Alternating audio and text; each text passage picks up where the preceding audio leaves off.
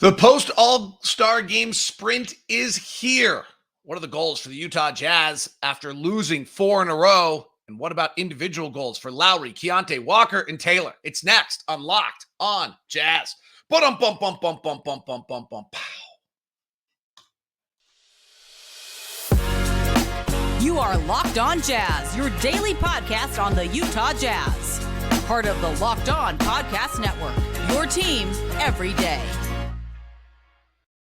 How are you? I'm David Locke, radio voice of the Utah Jazz, Jazz NBA insider. This is Locked on Jazz. Today, we look at the post-All-Star break sprint. 26 games for the Utah Jazz. Can they get back in the play-in race?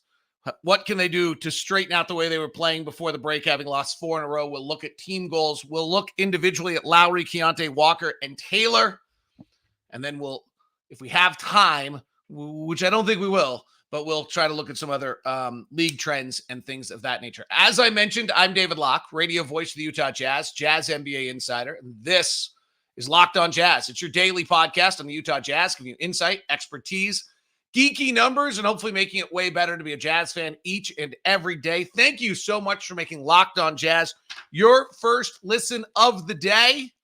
We are free and available on all podcasting apps. And to the everydayers, I got little fun stickers. Thank you for being an everydayer. I try to throw a bunch of these in my pocket during a Jazz game. So if you see me walking around, ask, and I'll try to hopefully have one with me. Would love to give you a Locked on Jazz sticker. Should be fun tonight. It's decade night for the 2000s. So this will be really fun because this is like right in all of our primes. I called all these games. The 90s was great as well. I was working with the Jazz, and the 80s was great because I was a fan. So it's this has just been so well done by the organization. A lot of fun stuff tonight. So with 80s nights, why we're back in purple. And hopefully everyone has a great time with it. The Jazz get back on the winning track. That would be super. Special thanks to Leaf Tulane who filled in. It's fun to listen to Locked on Jazz every now and then. I'm like the biggest Jazz fan around, and it's fun for me to sometimes get good Jazz content. Leaf certainly delivered on that. During the offseason, Leaf will continue to. He's a rising star, so we'll continue to use him in that fashion. All right, thank you very much for tuning in. Hope you're great. Missed you. Kind of a wacky trip. We were supposed to go one place. That got canceled. Supposed to go to another place. Flight got delayed for 24 hours, so they went to a third place. Did mean I got back early. Got 2 days of great powder skiing, so it all works out. All right, post-All-Star Game sprint. Jazz have the 4th hardest schedule left. You never really know about that because, like, when you get into the end of a season, like I think we can assume that the Clippers, like we close the year with a bunch of Clippers and Warriors games late, and I think we can assume that they're going to be playing hard. You never know. Like, I'm assuming the Nuggets are still playing hard, and the Cavaliers, and like our final like 10 games are like, I think 8 games are Kings, Cavaliers, Clippers, Warriors, Nuggets, Rockets, Clippers, Warriors. So I don't think there's anyone in there where we're getting a break at all. In fact, if you go back, if you look at March 16th on, we've finished with all Western Conference teams: Timberwolves, Thunder, Mavericks, Spurs, Rockets, and then that Kings, Cavaliers, except for that's the one, Clippers, Warriors, Nuggets, Rockets, Clippers, Warriors. The Rockets are interesting. We play the Rockets 3 more times. And if you're into the draft pick game, those games actually matter a little bit. The open here is a little soft. Like, we can regain our vibe here a little bit with Hornets and Spurs the next 2 games. Then the Hawks, who have had a hard time defending. Magic, who have not been world beaters. The Heat have been injured. Then we back with the Wizards and the Bulls. Like, we could really rectify things by March 6th, and then we run into the gauntlet. Then from March 9th on, it is brutal. And so this is great. This is the first goal for the post-All-Star Game sprint, and that is to play important games. And so I actually think this first 7 games of the Jazz play, Hornets, Spurs, Hawks, Magic, Heat, Wizards, Bulls, are really, really important. Because if the Jazz can somehow come out of this at 5-2 and back at 500, and then you're back into the play-in race, even if we get fairly manhandled down the stretch, you've put yourself back into playing important games. And that's something that Will talks about, Justin Zanuck talks about, Danny Ainge talks about.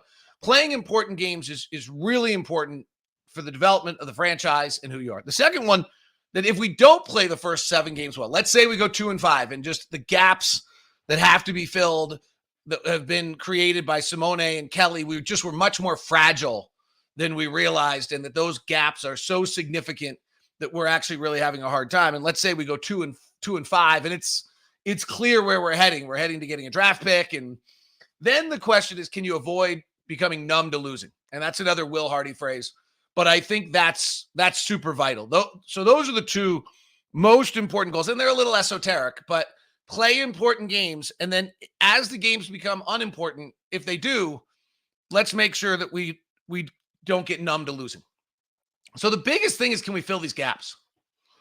I do think it's interesting if we take a moment, and we played really well against Warriors. If we take just an honest moment for a second, I love Kelly. I love Simone. I love Ochai. I mean, I think there's a core like essence and soul that they left more important than basketball. And hopefully after a break and kind of getting reset, the guys are able to deal with that. But I do think that was certainly a part of it, that Simone was such a great dude. Kelly's the best, and Ochai is everyone just admires and respects. And when all 3 of those were suddenly gone out of the locker room, I think it just kind of left a peril of sadness around the team. And that may have emanated out on the floor a little bit, that we seemed to rather feckless for 3 games. Hopefully we get through that. Because from a basketball standpoint, as much as Kelly, Simone, and Ochai are really good players, and Simone's proved to be a rotation player in the NBA, and Kelly is as well, they probably aren't so good that they should just derail us unless we're just that fragile. So we should be able to fill those gaps a little bit. Now, we'll see. Taylor has always been, kind of, his good is good and his bad is bad. And his good is, Will likes to say it well, that like his bad is really loud and people get kind of overwhelmingly fired up about how bad it is. And I think that's probably true, but and Taylor Hendricks has struggled a little bit. Like he doesn't quite have it yet. That's fine. He's 20 and maybe even 19. But it'll be interesting to see, like we're playing Lauri in those 4 games, 34 minutes, Keyonte 33, Jordan 33, John Collins 29, Sexton 28, Walker 26, Chris Dunn 20, Taylor 17, and Taylor 13. So we're kind of short 30 minutes of basketball, and we've increased the role of Keyonte a little bit. Frankly, when we got really good, we reduced the role of Keyonte. And so we've increased Keontae's role, and he was terrific against the Warriors, and that's the right thing to do. He's ready for that next step. He was really struggling when he went out of the starting lineup with that injury. Then he really played great off the bench and became an elite pick and roll player. Now he needs to do it against Jamal Murray and look at that run, like that schedule we just talked about against Jamal Murray and Russell Westbrook and Steph Curry, and see what it's like and see if he's got that. Those are important moments. I think the guy who actually probably has the biggest impact on what we do is if we're going to play Jordan 33 minutes is how efficient can he be? Shooting 39% from 3 over the last 4 games, but shooting 39% overall. He's probably as vital as just about anyone in there. So I think that's from a team goal standpoint. And then the final one is, can we defend? Over the last 15 games, we're last in the league defensively again. That's just not great. Like, I don't, and why is that? That's not just because of the trade deadline. That's the last 15 games. The last 4, I'm sure, is even more extreme. And that Warriors game was ridiculous the way everyone shot. And our defense since the trade deadline's a 130. Like, ooh. So putting those 4 in definitely skews the whole thing. But I went to the last 15, and our defensive rating in the last 15 games is a 125. So can we find a way to defend? And then I think that actually gets a little bit into specific players as well. And I'll get into this a little bit more. But if you look over our last 15 games, there is, why are we not defending? So one of them is, I think, as we increase Keontae's minutes, he is a rookie point guard playing defense. But I also think, we've got to find a way, and we'll talk about this a little bit more, but we've got to find a way to use Walker's defense to make us elite. So if you look right now over the last 15 games, our best lineup of players we still have on the floor is when Walker's on the floor defensively, but it's a 121. It's not as though we're like really good. Now, when Taylor's been on the floor, we're a 142. When Ochai was on the floor, we were 132. When Taylor Hendricks is on the floor, we're a 127. Same with John Collins and Jordan Clarkson. So there's, there is a little bit of a divergence. That's just over the last 15 games. We've got to find a way to make it so that Walker's elite defensive prowess actually has an impact. Over the last 4 games, Walker is still our best defensive player, but it's a 126. Like, those numbers are alarmingly high. Like, the league average is about a 117. Anything over 120 is big. So that's, I think, it. Chris Dunn, who's like our best defensive player over the last 4 games, we're a 138 when he's on the floor. He's on the floor with Taylor, who's a 137, and Jordan's a 137 too. So, how can we find a way defensively to improve a little bit? Some of that has to do with what's an interesting case is we're the number 1 offensive rebounding team in the league, and we're also allowed the most transition of any team in the league. And I don't think those are related. I've never believed those are related. I've always thought that the math doesn't match up to that. It doesn't show. But so I don't think we need to stop crashing, but I do think we need to find a way to not allow the most transition possessions of any team in the league. And I don't know entirely how to do that. If it is because we're crashing, it might be an okay math equation. In other words, crashing is so important and valuable in a league that is offensively dominated, and that extra offensive possession when you would have been at a 0. Remember, anytime you get an offensive rebound, you were at a 0 in a league that's now close to 1.2 points per possession. If you're getting that extra possession and scoring on that, that's a pretty massively important possession. And actually what the data says is that you can actually give up about 3 transition possessions for every 1 offensive rebound, and you'll be fine. Just to kind of give it to you, the points per possession in transition in the NBA versus half court, the difference between the two has become much slimmer than it ever used to be. The average points per half court possession is now 0.2 points, I think. Maybe it's about, I'll check it, just make sure I'm exactly right. The difference between the two is about 0.15 or 0.2 points for being in transition rather than being half court, because half court offenses have gotten so good. So if you're getting an extra possession at 1.2, it's 4 or 5 transition possessions are actually make it worth it. So I don't want us to lose the offensive rebounding because it's important, but we're allowing 21% of opponents' possessions to be in transition, and the next closest is 18.6. So that's a lot. That's a big, big difference. And can we reduce that a little bit in the final 26 games? So those are my keys to the team. We'll talk about Lauri, Keyonte, Walker, and Taylor coming up here. We're talking about Walker a little bit. Important games. Don't get numb to losing. Can we fill those gaps a little bit better? And can we defend and keep teams out of transition a little bit would be the goals for the post-All-Star break sprint. It is Locked on Jazz today. We will continue and hit all the big topics of Lauri Markkanen, Keyonte George, Walker, Kessler, Taylor Hendricks. We're just getting started on today's edition of Locked on Jazz. Today's edition of Locked on Jazz is brought to you by our friends over at Intercap Lending. That's Steve Carter. That's one of the great customer service people you'll ever meet.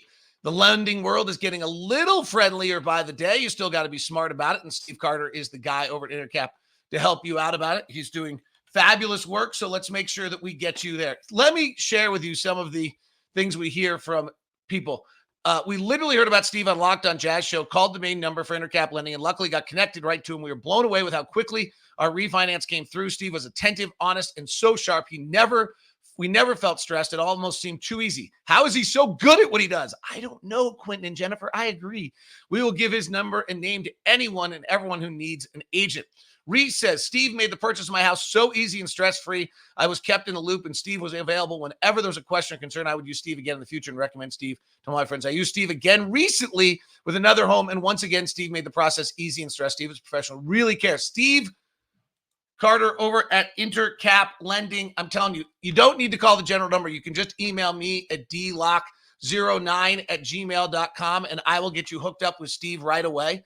Over at Intercap, we love to do it. Steve gives you the VIP treatment from that moment on as well. So that is why it is certainly worth it. Intercap Lending, located in Utah, but also can serve people outside of Utah. Intercap Lending, NMLS number 190465. For more information, visit intercaplending.com. If you want to call Steve directly, it's 385-800-8528. If you'd like to reach me and have me set up the VIP meeting for you, it's dlock09@gmail.com. Today's show is also brought to you by LinkedIn Jobs. All right, we're always hiring at Locked On. We've got hosts and new things. We're launching postcasts across the network. We're doing all sorts of things. So we're always looking. So one of the places we use is LinkedIn Jobs. Why? Because LinkedIn Jobs knows that small businesses are wearing so many hats that they might not have time or resources to hire. So LinkedIn is constantly finding ways to make the process easier, and they do it.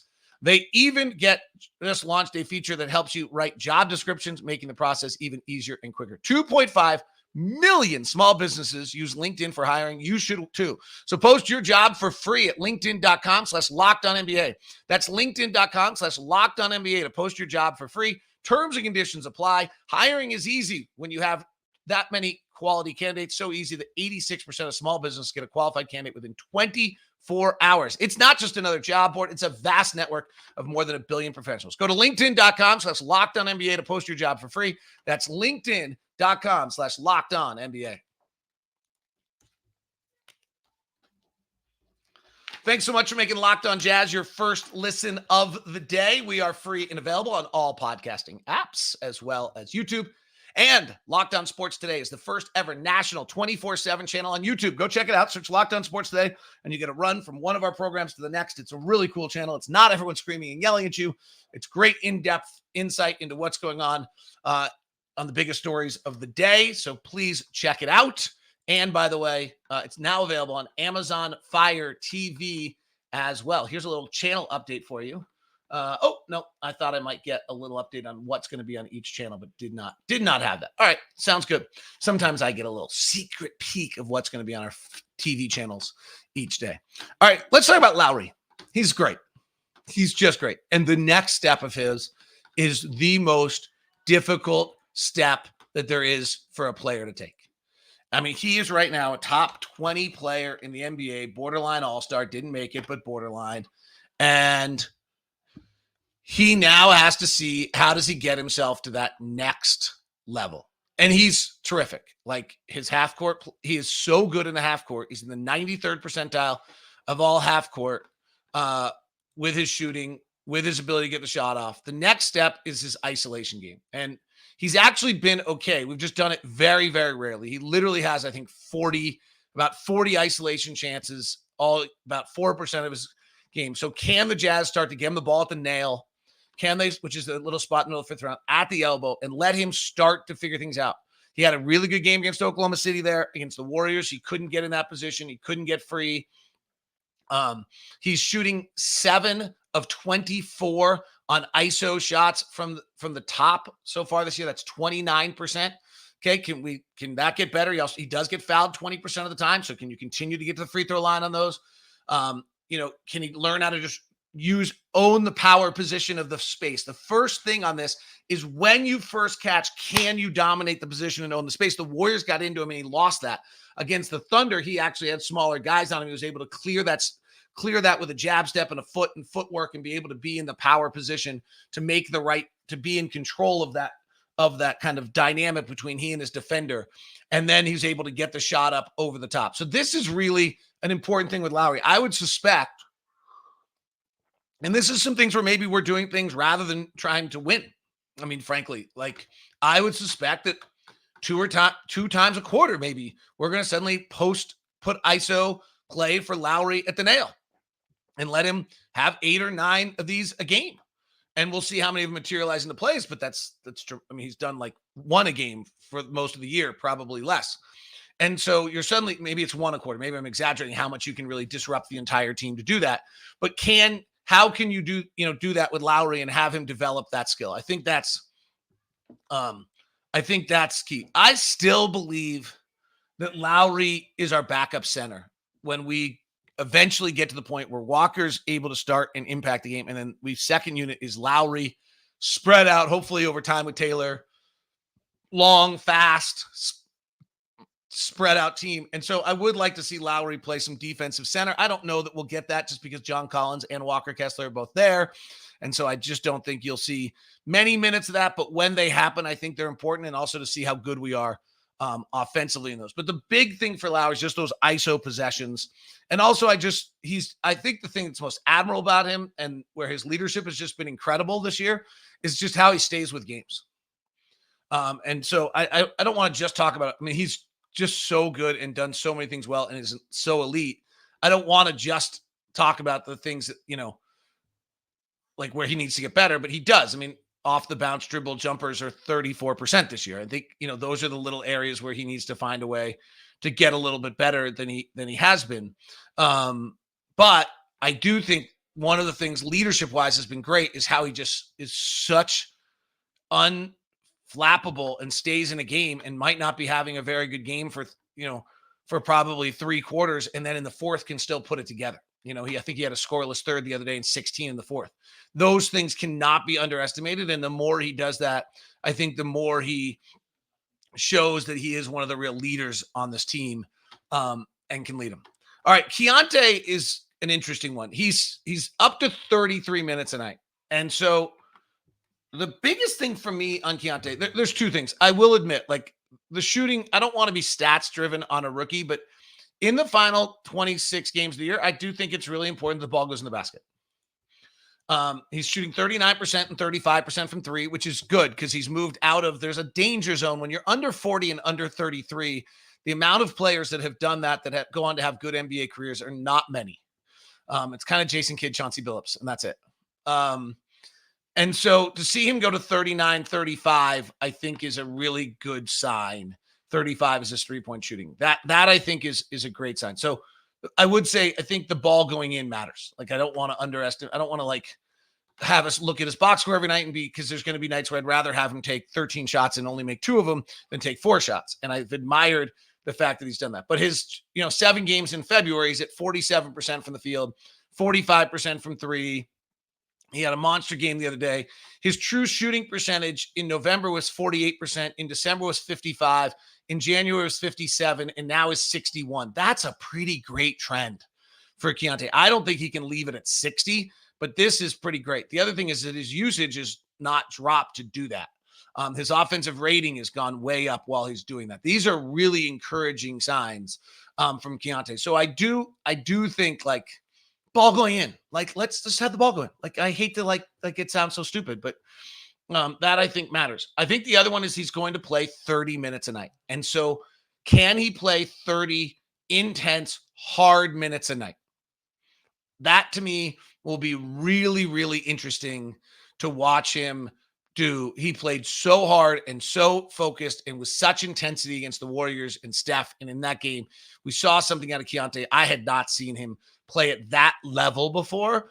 And now that it's going to be 30 minutes a night and it's going to be every night, like, I want to see that. I want to see him fight through that. Oh, crap, am I tired night? Oh, shoot, I didn't take care of my body quite well enough. Oh, I don't quite know how this all works. Oh, wow, last night I played a guard that just beat the out of me the whole game, and I got to come back tonight. Like, that game, and see him fight through that. And so I think those are the things I'm really excited to watch and see out of him this next stretch. Defensively, I'd love it if he got better. Okay, great. He's a 20-year-old. That's not happening. But I love like the last 9, his 3 attempts in the last games are 9, 6, 5, 6, 5, 16. Like, taking threes is really important. There aren't a lot of guys can't get them off. So getting the shots, pulling the trigger is really, really important. He's been double-digit shots in I think 8 of his last 10 games or something like that. And the other games have been at 9. So that's great. Double-digit shot attempts every game from Keyonte.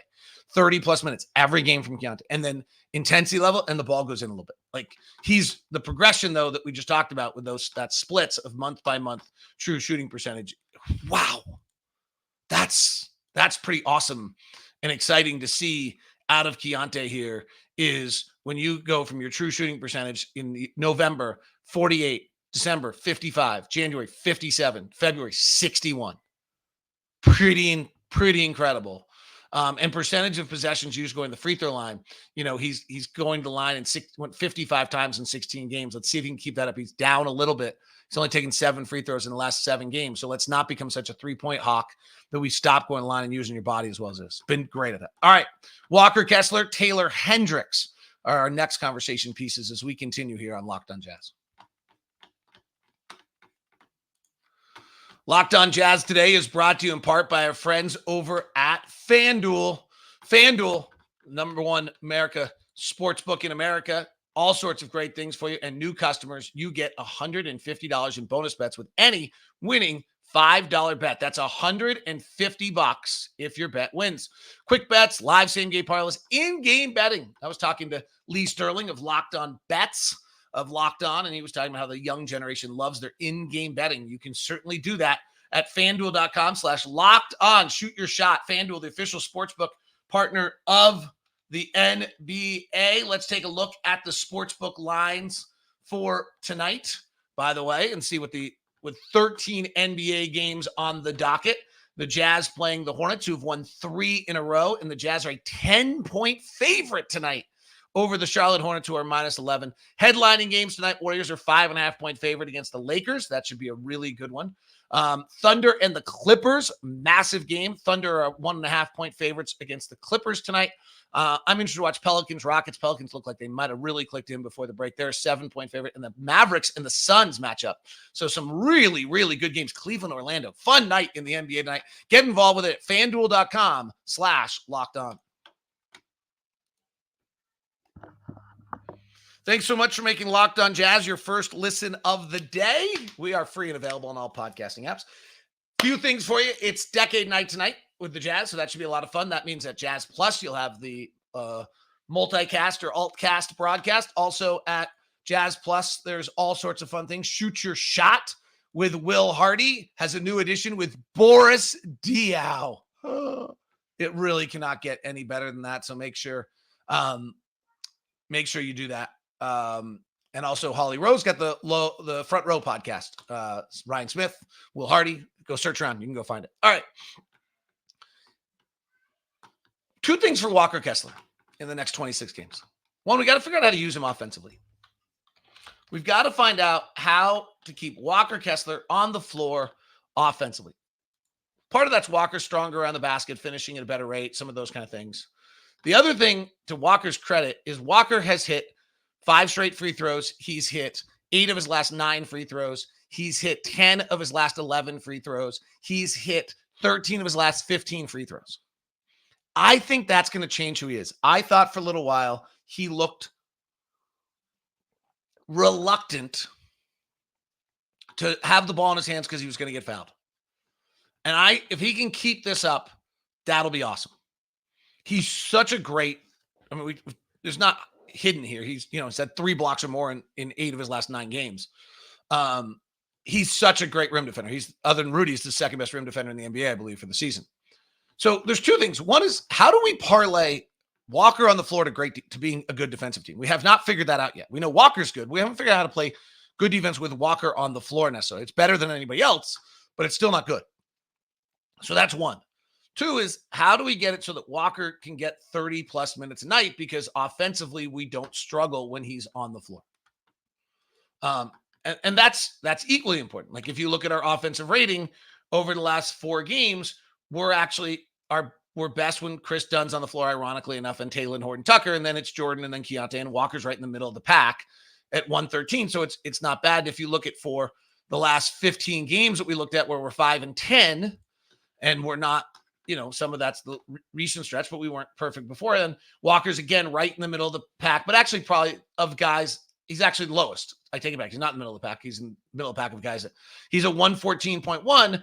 Kelly Olynyk was a 113.3, and Taylor Hendricks is a 110. So our offense over the last 15 games, when Walker's on the floor, is less good than when anybody else is on the floor other than Taylor. Okay. Like, how do we solve that? Like, how do we maintain Walker, whose spacing is an issue, and what he can do offensively, find a way to play with Walker offensively? For the season, of our regular players, Keyonte is the lowest at 111, and Walker's next at 113 offensively. So that's a big challenge the next 26 games. How do we find a way to become a better offensive team when Walker Kessler is on the floor? It's just that simple. And I think Walker, finishing around the rim, being dominant, being an offensive rebounding force, a lot of those kind of things matter. And then, becoming available, finding the spots on the floor where when the defense collapses, you can become available. Then there's Taylor. So Taylor's not looked very good, if we're being honest. And I'm not bothered by it at all. So Taylor's still 6'9", 210. And when I watched Taylor at University of Central Florida, and I watched him run the floor, and I watched him jump, and I watched his touch, I was like, oh, that's a top 10 pick. And then you watched him dribble and watch his lack of understanding of floor spacing and his lack of just kind of feel for the game. And you're like, oh, that's not a top 5 pick. That's kind of how it works. If he has all these other things, he would be a top 5 pick. And because he didn't, he was a top 10 pick. And those things take some time. And then I look at Jonathan Kuminga and other young draftees that are 6'9", 6'10", who come into the league like this, and they take 2 or 3 years to develop. And that's really kind of what I anticipate. We hope he's not James Wiseman. We hope he's Jonathan Kuminga, right? And I look at even like Jalen Smith, who I think is probably a really good comp, was in Phoenix for 2 years, and then they quit on him, and then he now has been in Indiana. He's been oft injured this year, and he's really a pretty good player. Like he's playing 18 minutes a night. He's probably ready to play more. He shoots 40% from 3. He averages 10 points, 5-6 rebounds a game. Like I think that's kind of that wouldn't be that exciting to you, but that's probably a decent progression of kind of who he is. He's a 10th pick of a draft who can shoot it and run around and defend and do a lot of things and has to understand the game a little bit better. And that's what you just can't get, that's what happens. You don't see 6'10", 6'9", 210-pound guys drafted 17th. Like, frankly, you do. Lukas Samanic was drafted 19th at 6'10", 227, and the Jazz are still trying to let him have a chance to play out because he's that incredible of a body. And that's how this works. So Taylor's just really simple stuff. Like, it's play hard, show flashes, play hard, show flashes. That's it. I don't expect there's not going to be a light bulb that suddenly goes on. I'm encouraged, frankly. I'm encouraged what I'm seeing. He's still 6'9". He still runs. He's still athletic. He still goes up higher than everybody else for a rebound every now and then. He still shows a flash every now and then. I'm encouraged. There's nothing not like he needs to improve his handle. Okay, well, that's a skill. He can learn and figure out how to have better touch and dribble and be able to dribble 3 or 4 times. He needs to understand spacing. Okay, that's watching film and understanding and filming. But the unteachable things, he's great at. So I'm not worried about it. And I also don't expect a major breakthrough anytime soon. I know that Leaf talked about what are good comps for Taylor. And I think that's a good conversation piece and discussion. And you guys should go back and listen to the show. But I mean, even like if we take a guy like Rui Hachimura, who's killed us the other night, it's a little bit different at 6'8", 230. He comes in the league at 21. It took him, he played a lot, but he didn't quite have it in Washington. He seems to be a different player today, 4 years into his career, 5 years into his career. And he's old. So they're just go take a minute and go through the top 20 picks of an NBA draft from 2018 on and start and look for guys that are 6'9", 6'10", 210 pounds. You just don't find very many of them. That's the first thing that will jump out to you. It's like, wow, there just aren't very many of those guys. So then when you have them, then you go look, and it does usually take a little bit of time. And so nothing I've seen is discouraging. In fact, exact opposite. I'm encouraged. But I also don't expect what about Taylor? We're going to watch every night. We're going to analyze him every night. And it's kind of fruitless. I'm going to do it. Trust me. I'm going to be with you on it every step of the way. But there's not going to be a major light bulb that goes off in the next 26 games. There's not going to be a major breakthrough, but hopefully there's going to be play hard and flashes, play hard and flashes, play hard and flashes, play hard, be overzealous, make overzealous mistakes, not underzealous mistakes, or inactivity mistakes. And then grab a rebound 2 feet above everybody else, go in for a flying dunk, block a shot, run the floor. Just things. Oh, wow. Nobody else on the floor can do that. That's what we're looking for out of Taylor Hendricks. All right, Jazz, Hornets, glad to be back at it. We'll be back with you tomorrow. Thanks again to Leaf Tulane, who carried us through a little bit of the break.